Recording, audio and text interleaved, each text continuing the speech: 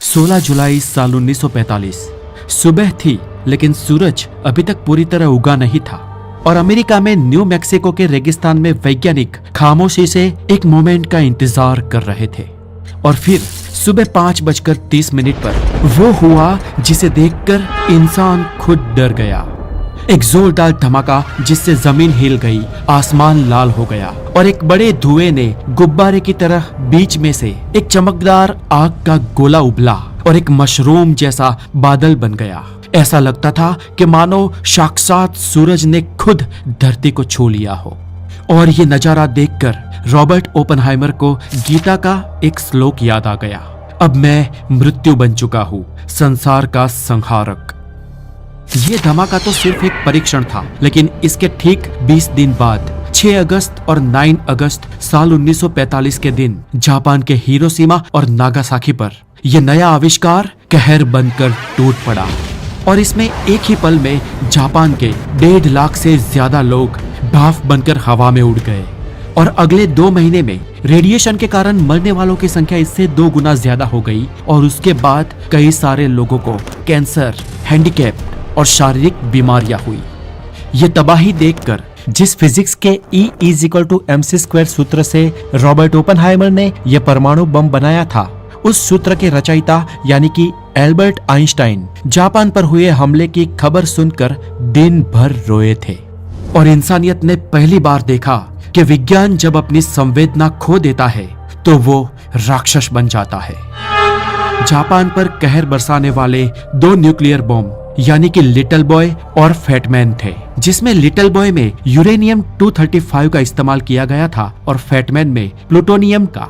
और ये दोनों ही तत्व बहुत ही खास है क्योंकि ये फिशन प्रक्रिया करते हैं। इस प्रक्रिया में होता ये है कि यूरेनियम 235 या प्लूटोनियम 239 को जब न्यूट्रॉन से टकराया जाता है तो ये फट जाते हैं और फटते ही ये बहुत ही तेज और अधिक ऊर्जा के साथ न्यूट्रॉन्स को छोड़ते हैं। यानी कि इस प्रक्रिया में जब एक परमाणु टूटता है तो एक छोटे से परमाणु के अंदर से भी बहुत ही तेज ऊर्जा निकलती है और साथ ही उनमें से निकलते हैं कई और न्यूट्रॉन्स जो बाकी परमाणुओं को तोड़ना शुरू कर देते हैं। और वो परमाणु और ऊर्जा के साथ और न्यूट्रॉन्स पैदा करते हैं और वो न्यूट्रॉन्स और परमाणु। इस प्रकार प्रचंड ऊर्जा का ये सिलसिला लगातार शुरू हो जाता है जब तक यूरेनियम का संपूर्ण मास खत्म नहीं हो जाता। और इसी को कहते हैं अनकंट्रोल्ड चेन रिएक्शन। और यही न्यूक्लियर बॉम्ब का असली रहस्य है। इसे दोस्तों मैं और भी इजी करके समझाता हूँ जिससे एक छोटा सा 5 साल का बच्चा भी समझ सके। आपने दोस्तों वो कभी जिंगा वाला गेम खेला है जहां पर आप एक के ऊपर एक ब्लॉक रखते जाते हैं। इस जिंगा गेम में आप जितने ब्लॉक्स एक के ऊपर एक रखते जाओगे वो गेम उतना ही अनस्टेबल हो जाएगा, ये स्ट्रक्चर उतना ही भारी होता जाएगा। और जब इसकी हाइट बहुत ही हाई या ज्यादा हो जाती है तब सिर्फ एक छोटे से बहुत ही कम वजन के ब्लॉक रखने पर भी ये पूरा ढह जाता है। सिमिलरली यूरेनियम और प्लूटोनियम के एनरिच मात्रा के तत्व इतने भारी होते हैं कि उनमें कुछ ही न्यूट्रॉन्स ऐड करने पर वो बहुत अनस्टेबल हो जाते हैं और फट जाते हैं और असंख्य मात्रा में एनर्जी रिलीज करते हैं। एक यूरेनियम का परमाणु है जो चुपचाप शांत बैठा है जब तक कोई उसे छेड़े ना, लेकिन जैसे ही हम उस पर न्यूट्रॉन्स मारते हैं तो वो फट जाता है। अब देखिए फटने के बाद क्या होता है। जैसे ही ये यूरेनियम का परमाणु फटता है तो वो फटते ही बहुत ही ज्यादा गर्मी पैदा करता है और इससे उसमें से 3 न्यूट्रॉन पैदा हो जाते हैं और ये 3 न्यूट्रॉन और यूरेनियम के परमाणुओं को फोड़ते हैं और फिर उनसे और न्यूट्रॉन्स पैदा हो जाते हैं और ऐसे वही चेन लगातार चलती रहती है।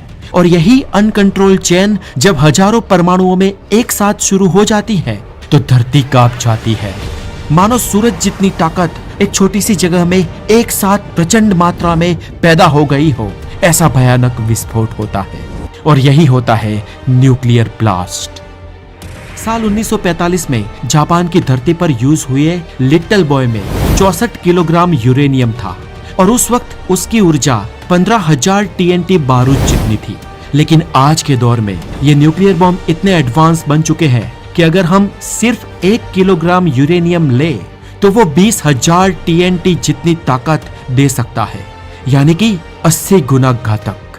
और यही डरावना सच है, आज के परमाणु बम बहुत ही छोटे लेकिन भयानक होते हैं।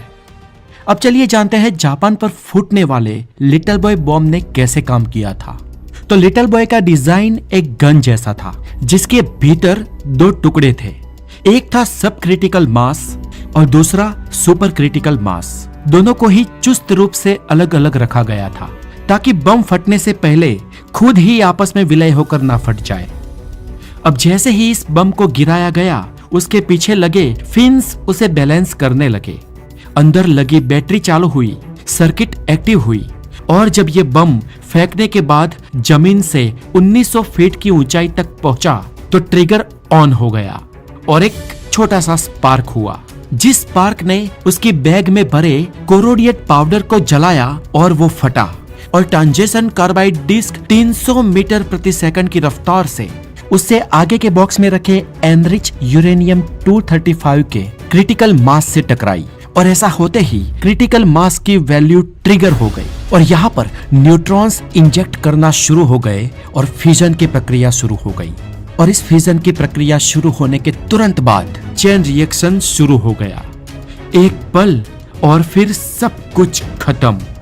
इसमें से ऊर्जा इतनी ज्यादा निकली कि 12,000 फीट का आग का गोला बना जो पूरे 60,000 फीट तक हाइट में ऊपर तक गया और जिसका तापमान था करीब 6,500 डिग्री सेल्सियस, यानी कि सूरज की सतह जितना। और इस इतने बड़े विस्तार में जितने भी इंसान थे वो भाप बनकर उड़ गए, हड्डियां भी नहीं बची। और ये धमाका सिर्फ गर्मी नहीं लाया बल्कि आग की रफ्तार से शॉक वेव भी लाया।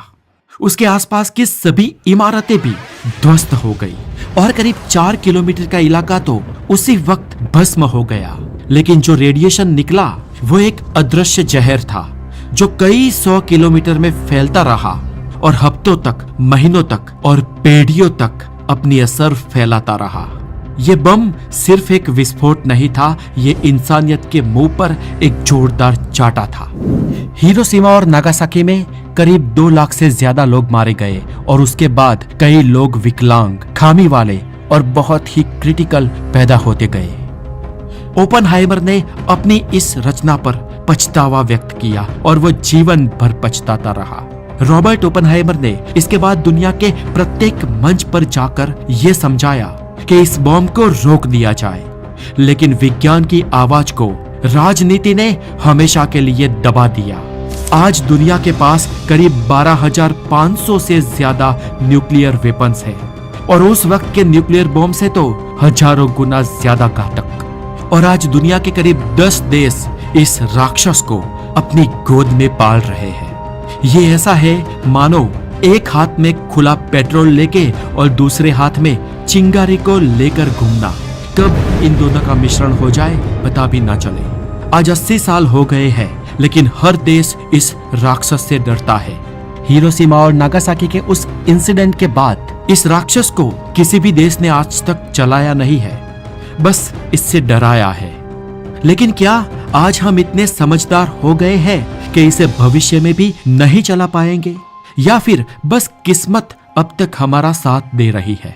ये कहानी एक विज्ञान कथा नहीं लेकिन हकीकत है और सवाल मैं आप पर छोड़ता हूँ कि क्या हमें इस दुनिया में न्यूक्लियर वेपन्स को कंटिन्यू करना चाहिए या नहीं। तो दोस्तों बने रहे ऐसे ही साइंटिफिक नॉलेज के लिए द नॉलेज के साथ। अपना बहुत सारा ध्यान रखें। Have a wonderful day, take care.